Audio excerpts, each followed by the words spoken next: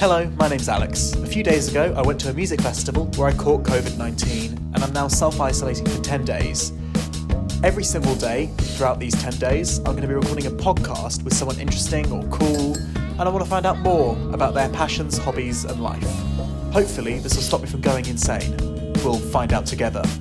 Welcome to the RONA Chats. Enjoy. Episode 3. I still have COVID. I'm still dying. My taste is still diminished and I feel like crap. But it's okay because I am joined by the wonderful, wonderful Lex.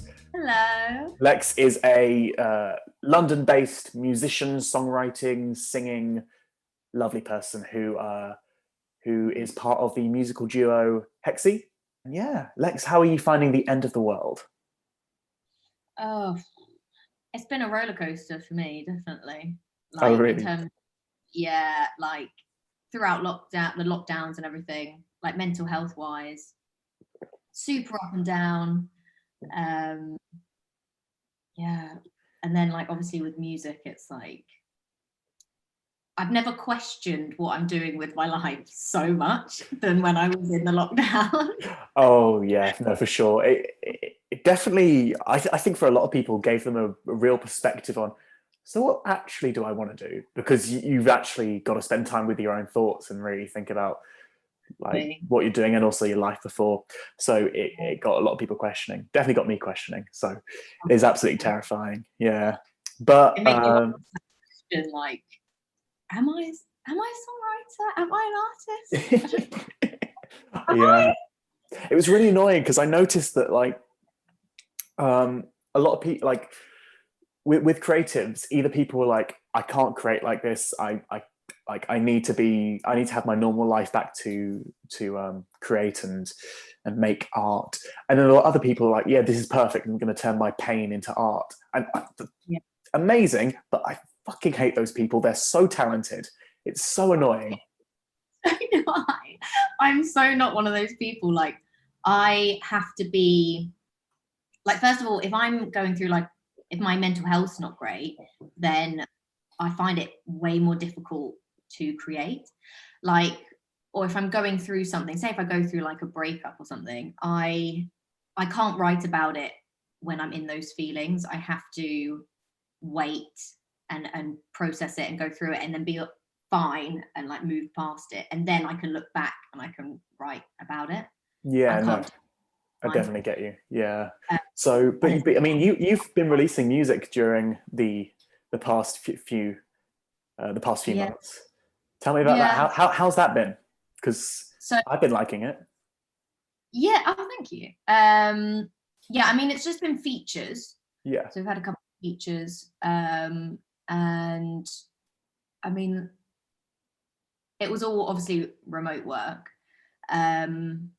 Yeah, but they've been doing really well in terms of like streams and stuff like that, which is surprising. I don't know, considering being in lockdown, I think streams were less in lockdown overall.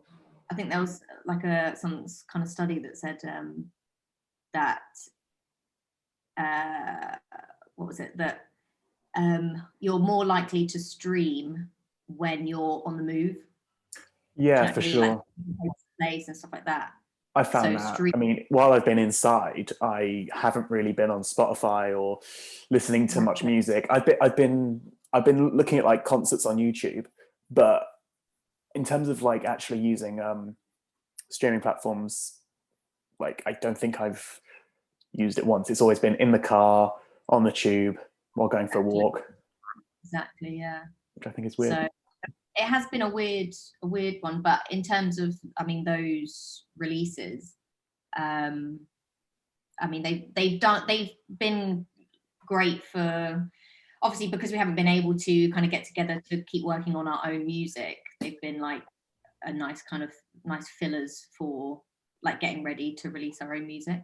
Yeah, no, absolutely. I can imagine so. Yeah.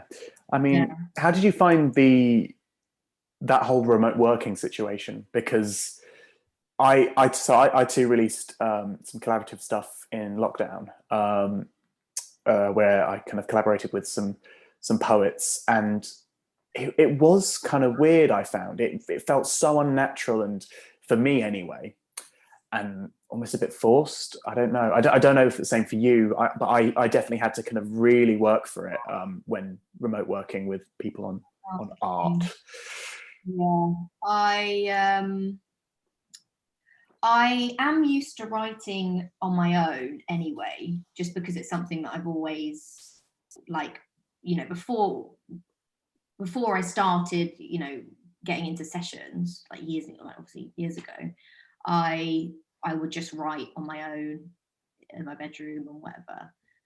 So working on my own, it wasn't too bad.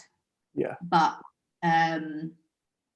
it's more I think the inspirational side of it, where because you're not going outside, you don't have anything to kind of take inspiration from to write about.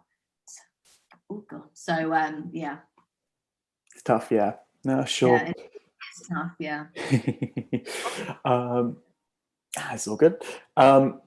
So with your work with HÖXZ, because I've never asked you about this, but how did that all come about? Because I've known you for 3 years now, but alas, never known the origin story, I suppose. Random Or start. So I was working just as a songwriter, and I had a session with I was working remotely with like a producer who lived in like Bournemouth or something, and wrote this track, and he wanted me to lay down the vocals for it, and so he booked me in to go to a studio which was in Southgate, which was so Callum's dad is a producer also, and so it was Callum's dad's studio. Okay. And so I went and had the session with Callum's dad, recording the vocals for this track. And then his dad was like, "Oh, my son's a producer as well," like, and played me some of his stuff. And he was like, "Oh, do you think you'd be interested in having a session with it?" I was like, "Yeah, fuck it." So, and then we had a session, and we wrote words in our first session together, which was our first release, yeah. And then we've literally been working together ever since. Fantastic. So, fantastic. Yeah. A random way to meet someone, but I like the story because it's a bit different. Yeah, sure. For those of you who don't know, listening at home, HÖXZ is kind of funky pop electronica stuff. Did you, I suppose, because I know that you enjoy listening to that kind of stuff, but how, like, were you kind of raised on that, or what was your kind of, I want to know about like your musical journey and what makes you tick musically, or are we going down the rabbit hole? Oh god, I feel like I'm just one of those typical artists that, like, when you get asked like, what genres are you into, I'm like, literally everything, which is such a shit answer. But in terms of like what I grew up listening to, yeah, I moved through so many different sounds, like rock, indie, pop, alternative, drum and bass, tech, house music, obviously. Love house music. Yeah, I do have a real like eclectic taste in music. That's good though. Yeah. Well, it's like a out, but so I guess from that, what was like, oh, I want to be a musician now, I want to start singing and stuff? Was it just like singing in the shower for multiple weeks at a time, or like how did that get started for you? So I mean, I've sung since I can remember, really. And I wrote so I started writing poetry before I started writing song lyrics. Interesting. Okay. Yeah, I was writing poetry from like, I was like 8 or 10 or something like that. I was 10 years old, something like that. And then I would write, like, I started writing like little songs. Obviously, when you're younger, they're like about love, and as many songs are. But yeah, and then I don't know. Music kind of found me. I just kind of like fell into it. Mm-hmm. And it's been one of these things where I've tried to, there was a time when I kind of put it aside when I was like 18, 19, and I tried to just do something else and like just have like a normal job. Proper and I job. was just A real one. Yeah, like a 9 to 5, and I was miserable, like so miserable. And it's one of those things, I think, when you're a creative, it's something you just can't escape, because to do anything else just doesn't fulfill you and doesn't bring you happiness. Yeah, and so that's why I ended up just being pulled back in, and then I've been doing it ever since. So yeah. Very nice, very nice. Very long-winded. No, that's what we want. That's what we want. Yeah, I found that I really wanted to create, but it's like, oh no, I'll get a 9 to 5 eventually. You know, I've got to settle down at some point. But eventually, it was like, oh, this kind of got out of hand. Like I was so convinced that it would just be a hobby, and that I go to university and take like a normal subject, a boring one. But no, I am really happy that I'm going down this route, even though it's really difficult, because you, like, at multiple points throughout the year, you'll get the carpet pulled from under you. But yeah, it's a scary profession. Like, it's a scary career route to go down. Like, it really is, because there isn't really stability with it. You have no idea where it's going to take you. And there are no rules. No. Like, it's an industry with very little kind of structure that changes like drastically every 3 years. I mean, like, to get like some streams, to be able to get income in the same way that you would 3 years ago now, you couldn't do it, because it just changes so much. I mean, TikTok, Jesus Christ, that has really thrown a spanner in the works in terms of music. But it's true. I mean, it's really pushed. And I was talking about this yesterday on the podcast. But we've generated such like a singles world now. Like, if it wasn't before, it certainly is now. Oh, 100%. Yeah, TikTok has generated a lot of success in terms of singles. Yeah, I mean, my management are always on at me. I need to be on TikTok, and I'm like, I can't do it. Yeah. There's no part of me that wants to get involved with that. It's just not authentic. I think being an artist is all about being authentic to who you are as a person as well. And I feel like it's just not authentic to me. You can't really tell much of a story through your music in like 30 seconds. But I mean, don't get me wrong, I find it interesting, like, there are certain things that horrible app has done, such as like in terms of, like, I don't know, introducing teenagers to like subcultures they may never know about, and you know, and they'll be like, oh, I'd love to learn more about psychedelic rock or jazz or whatever. But at the same time, it's really made it, I don't know, really annoying that you know, in the 70s you would release an album and everyone would listen to the full album. In 2021, you release an album and everyone will listen to 30 seconds of the single. It's really sad.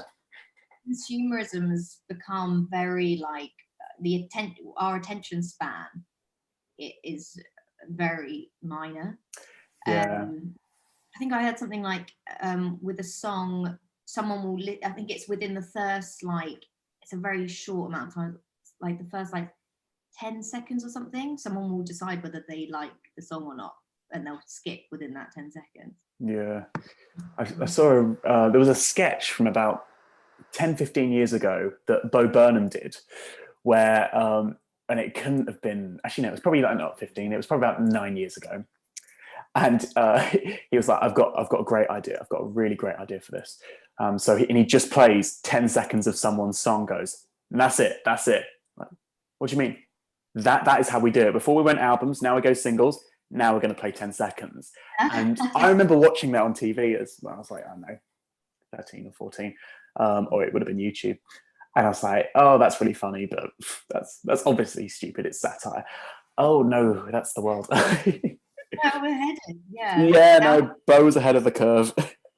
Down to, I think that it's, I mean, this is my opinion, but it's down to like the whole like scrolling, you know, social media, how you can just flick through lots of information like within seconds. I think that it's all really mixed up with that. Yeah, no, certainly. I mean, do you find yourself like, how addicted are you to the end of the world devices? I try not to go on it as much as possible, but I do find it, like if I have my phone next to me, it's like I'll be doing something and my hand will just go like this. And before I know it, I'm on Instagram and I'm like, what am I doing here? I didn't even know I was picking up the phone, and like, oh, it's so annoying. It's kind of like muscle memory. Yeah, it's like your body is just, it's like a reaction, isn't it? Yeah, I do try and not go on my phone that much. It's been really tough over the past 15 months or however long we've been in this hellhole, because I really wanted to kind of set out on a journey being like, nah, no more phone, you know, I want to lay back on the whole Instagram, Twitter can bugger off. And then it was, oh, you don't get to see anyone. The only way you can communicate with your friends is through this. And I was like, oh, irony can be so damning. But I said, like, since COVID, I mean, I've definitely been worse since COVID, and I think it is like you said, like it's the only way that we've been able to communicate with people. Yeah. Obviously, then we're all getting more used to having it just in our hands all the time. Yeah, I suppose. Oh, hopefully, like now that everything's opening up, and hopefully we can see the end of that. But on that topic, with things opening up, gigs are back, which is terrifying. Precisely the reason why I'm in this situation is because gigs are back. But we won't touch on that too much. But like, what have you gassed for? So tickets booked for anything? To go and see anything? Yeah. I'm seeing Gorgon City on next Saturday. Oh, very nice, very nice. Festival. I think Sunny Federa is playing, or Salada or something. Nice. Yeah, that'd be good. I know a lot of people who, as soon as Freedom Day was announced, just like filled every weekend possible. Like, it's scary. I don't know. I've got a few booked, but I'm trying to stay cautious. Although now apparently I've got, I use too many air quotes, natural immunity for 180 days. 6 months, isn't it? Say again? 6 months. Yeah. Apparently. So hopefully my antibodies shall hold up. Yeah. No, I do really want to get back to playing shows. I feel like there's less of a chance of me catching COVID when I'm on stage. Yeah, because you're so far away from it. yeah, no, definitely. Although so the first gig I went to since the reopening was Frank Turner at Clapham Grand, which I think we were very drunk there. But yeah, but God, it was really weird seeing everybody crammed in a space like that. Because I also went to the Download Pilot Festival, where everyone was tested beforehand, and I was totally okay with like being in the middle of thousands of people hugging. It didn't feel weird. It didn't feel weird because I knew that everyone was tested. Yeah. But so I went to the Frank Turner one, and I was like, oh, this is not good. Yeah. Like shoulder to shoulder, it's a bit. I went to last weekend. I went to Heaven, and Fabulous. It was and it was just normal. Everyone was like obviously no restrictions and stuff. So I was in the middle of like the dance floor, like dancing my ass off. And afterwards I was like, it's weird because before I thought, oh, when I'm in that situation again, I think I'll feel really weird and anxious because I haven't been in it for so long. But when I was in it, I was just didn't even like compute that we hadn't been in that situation for so long. Yeah. Like it just felt like natural, just normal again. Routine. So nice. Yeah. So I suppose looking forward now, what's your future looking like? What have you got planned in the world of Lex? So we don't look so terrified. I know. I think it's such a scary question. I've asked that question so much over the past couple of days, and everyone's like, "Oh Jesus, don't ask me that." But I mean, for the last year and a half, it's been like, do we even have a future? Like, what? It's so bleak. But now, so we're in terms of my artist project, we're literally like finalizing tracks to start releasing. Cool. So hopefully that is going to be very soon. Although it was supposed to be like a year and a half ago, and then obviously because of COVID got shitted on. But yeah, so we're in like the kind of final stages of just getting the tracks ready for release. And then I don't know if I told you, I've been I played my first like set when was it, Tuesday at Armada offices. Oh, just DJing. Really nice, really nice. So I've been kind of messing around with that for like the last like year on and off. So had you DJ'd previously, or was it just kind of like over the past year? Yeah, we literally just been going to pirate studios and just kind of having a laugh with it, mixing and stuff. And then my management were like, do you want to make this networking event? And I was like, a bit scary, but okay. But yeah, so that went really well. And then so basically we're looking to kind of, in terms of like events and stuff, we're looking to kind of book some bits and bobs like that. So that would be fun.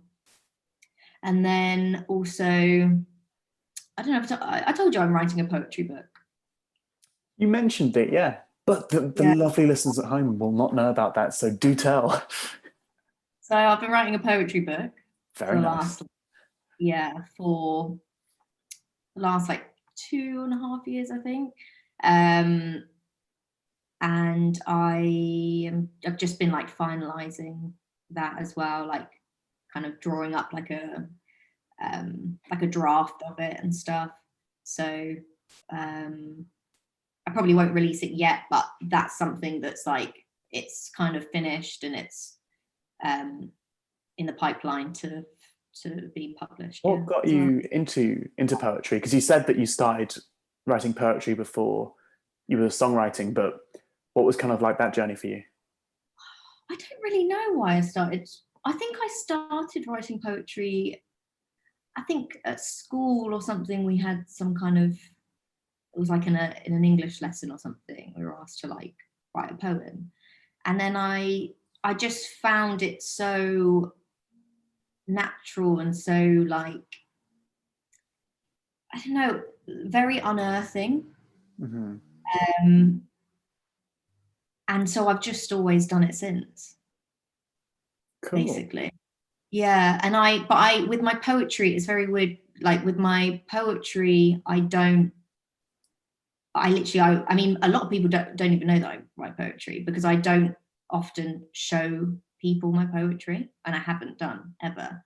It's only been since I've been, in the process of writing this book that I have started to kind of show people bits and bobs of my poetry to get kind of feedback and stuff. And I think it's because with poetry, I find it is much more raw for me. Like it's like real deep, dark, like all my emotions, and you could be more direct with it in a way. Yeah. And it's definitely more meaningful for me. So when I get more nervous to show someone a poem than I do a song. Mm-hmm. Because when I'm showing them a poem, it's like a piece of me is like just there, like that's a part of my soul.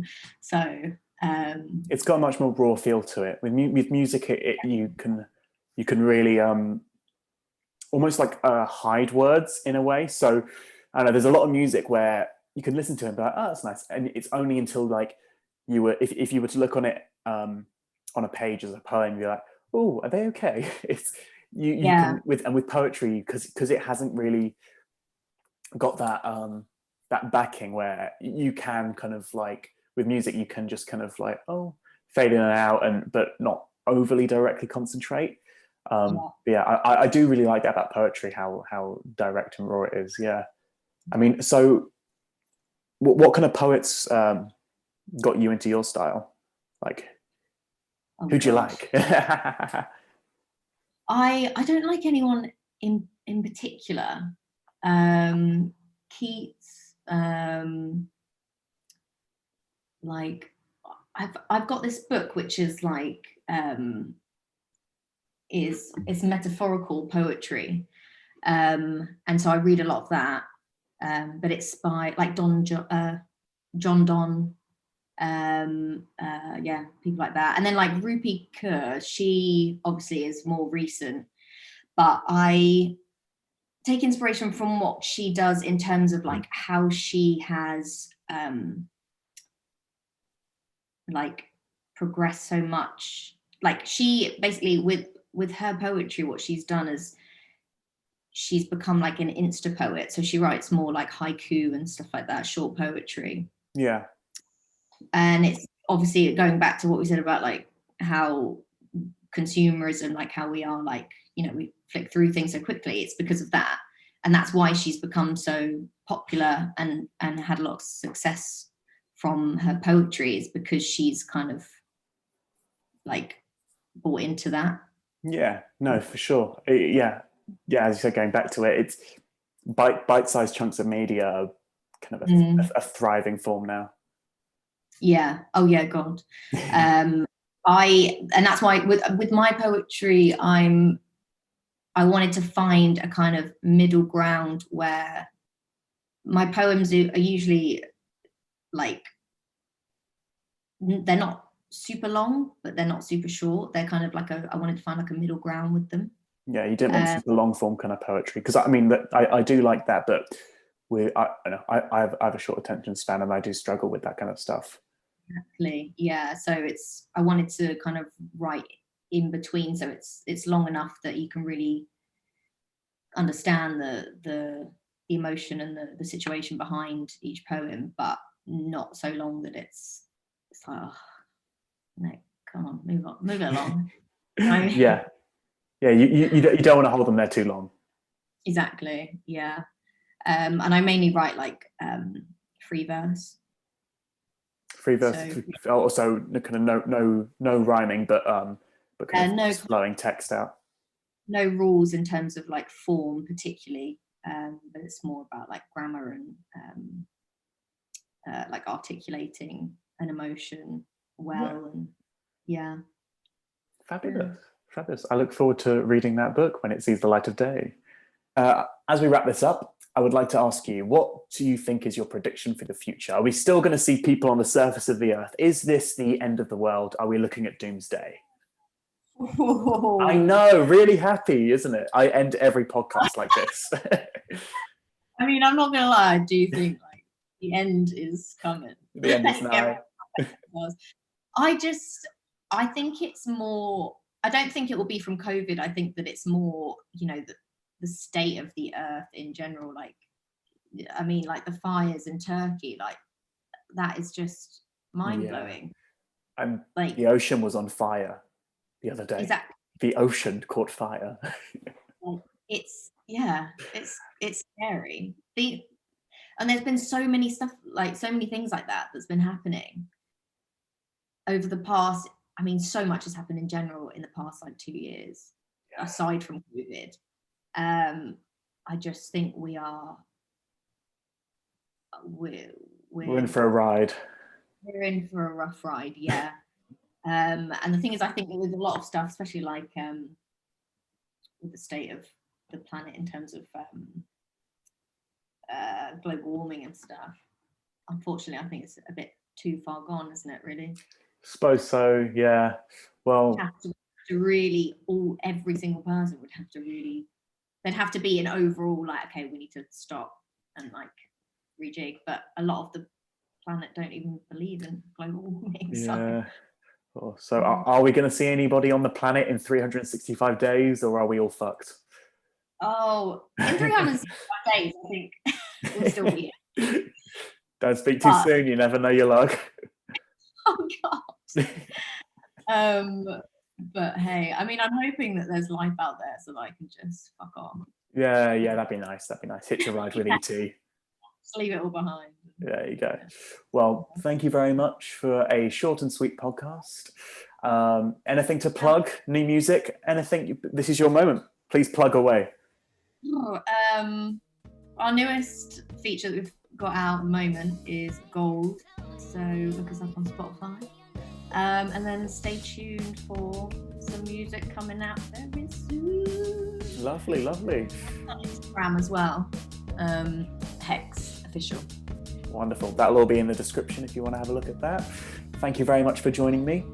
Tune in tomorrow where we have the one and only Shaw Raymond, who's an excellent mastering engineer. I'm going to be talking to him about music and life and the project he's working on.